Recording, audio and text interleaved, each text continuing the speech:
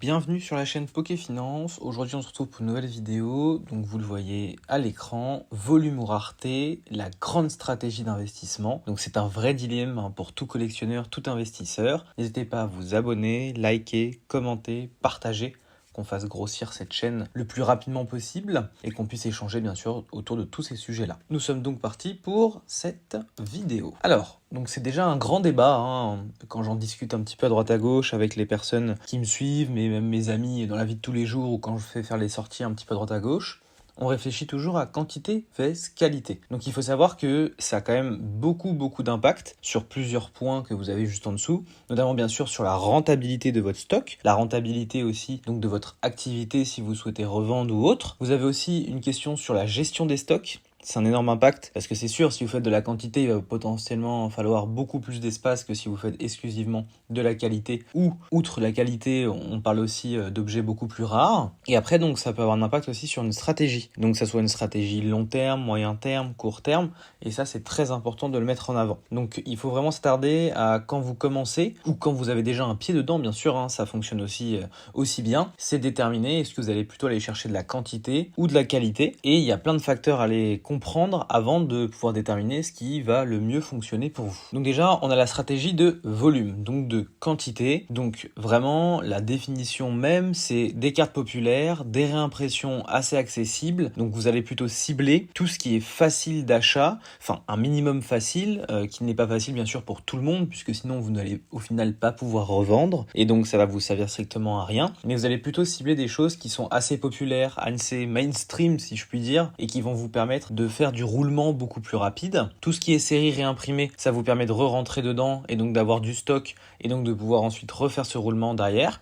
Et donc une accessibilité assez simpliste sur certains produits. Donc les gros avantages, c'est que déjà vous avez une liquidité qui est très élevée parce que vous avez des produits qui se revendent assez facilement. Donc comme je l'ai mis juste après, vous avez une facilité de revente qui est importante. Donc comme vous revendez facilement parce que vous êtes sur des produits qui sont aimés par tous, aimés de tous, mais qui sont assez compliqués quand même à trouver, vous allez revendre extrêmement facilement. Donc vous allez avoir une liquidité élevée, ce qui est très intéressant pour aller racheter encore plus de volume par la suite et donc faire un petit peu cet effet boule de neige qu'on va retrouver sur pas mal de marchés de manière générale. Et donc ça, c'est vraiment un avantage qui est clé sur cette stratégie du volume. Mais par contre, il y a deux risques principaux que j'ai pu relever notamment. Vous avez déjà des marges qui sont extrêmement faibles sur les reventes, ce qui est plutôt logique parce que les produits sont très mainstream, potentiellement aussi en quantité importante, assez accessibles, donc vous avez des marges qui sont moindres. Mais comme vous fonctionnez sur une stratégie de volume, et vous êtes là pour vendre beaucoup plus de quantité.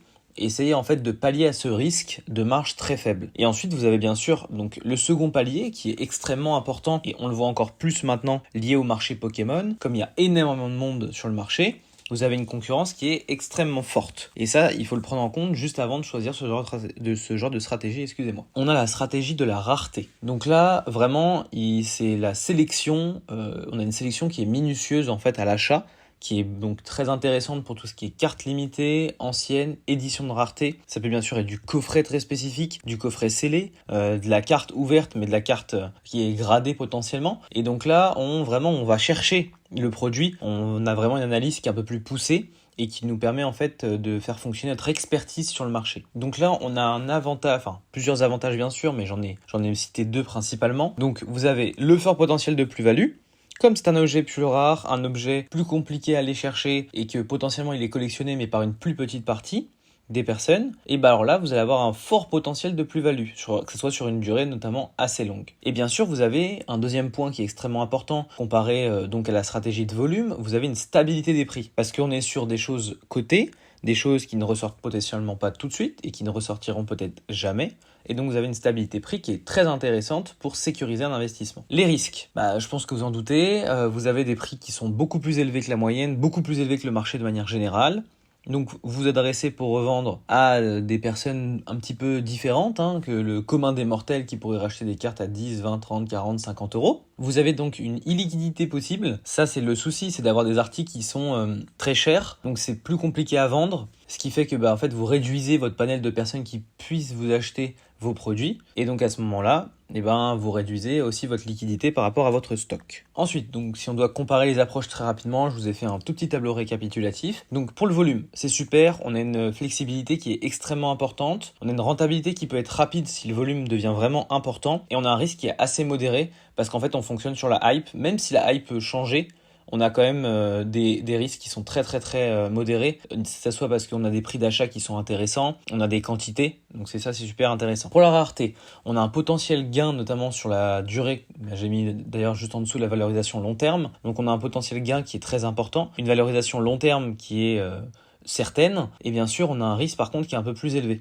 Parce qu'on prend plus de risques à stocker plus longtemps, à stocker, à attendre, parce qu'ensuite nos prix augmentent encore plus et donc potentiellement les personnes en capacité d'acheter se font de plus en plus rares, etc., etc. Moi je pense que c'est vraiment déjà un choix selon le profil que vous avez sur le marché. Donc pour les débutants, le volume, ça permet aussi de limiter les risques, limiter l'exposition aussi. Lorsque vous êtes expérimenté sur le marché, c'est plus intéressant d'aller chercher la possibilité de mettre en avant vos compétences sur le marché de recherche de produits spécifiques et donc de faire bonifier un petit peu la rareté pour maximiser la valeur par la suite. Et enfin, vous avez l'équilibré. Donc ceux qui font un petit peu les mix, c'est vraiment selon la tolérance au risque et ça, j'y reviendrai aussi notamment sur les vidéos qui arrivent sur l'investissement. Et donc là, vous êtes équilibré, vous faites un petit peu de tout et il faut aussi avoir un petit peu d'espace pour pouvoir stocker si vous faites un petit peu de tout. Donc la stratégie mixte. Donc vous avez, j'ai mis le petit coffre et le petit losange à gauche. Donc vous avez volume ou pas à ce moment-là. Et là, je vais vous montrer un petit peu les facteurs de décision qui peuvent rentrer en ligne de compte lorsque vous choisissez votre stratégie. Donc déjà, vous avez l'obtention et déterminer votre budget disponible. Donc ça, c'est extrêmement important et je pense que ça jouera énormément sur la stratégie que vous allez pouvoir choisir de votre côté. Ensuite, on a l'horizon de placement, l'horizon d'investissement, extrêmement important. C'est sûr que si vous êtes plutôt très court terme, il va falloir privilégier du volume, plutôt long terme, plutôt donc la stratégie de rareté. Une expertise du marché, si vous avez une expertise du marché qui est accrue, il faut plutôt se tourner, je pense, potentiellement sur des produits assez rares, ce qui vous permet de faire fonctionner votre expertise et donc de valoriser un petit peu votre expérience.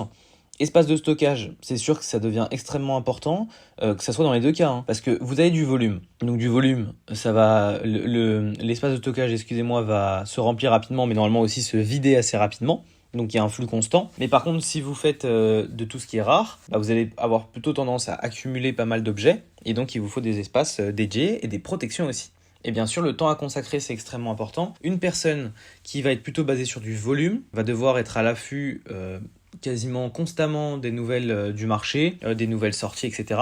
Tandis qu'une personne qui se concentre sur la rareté, elle, aura plus de temps libre, je pense, à côté. Donc pour moi, réellement, il y a pas de solution unique. Vraiment, l'important, ça va être de maîtriser les avantages et les risques de chaque approche. Il faut vraiment garder une vision claire et cohérente de votre approche, déterminer par rapport au point qu'on a vu juste avant, ce qui vous correspond le mieux, et donc tirer parti et tirer de la meilleure des manières, des avantages, mais aussi prendre conscience des risques des deux approches. Donc maintenant, c'est à vous de jouer. Quelle est votre stratégie ?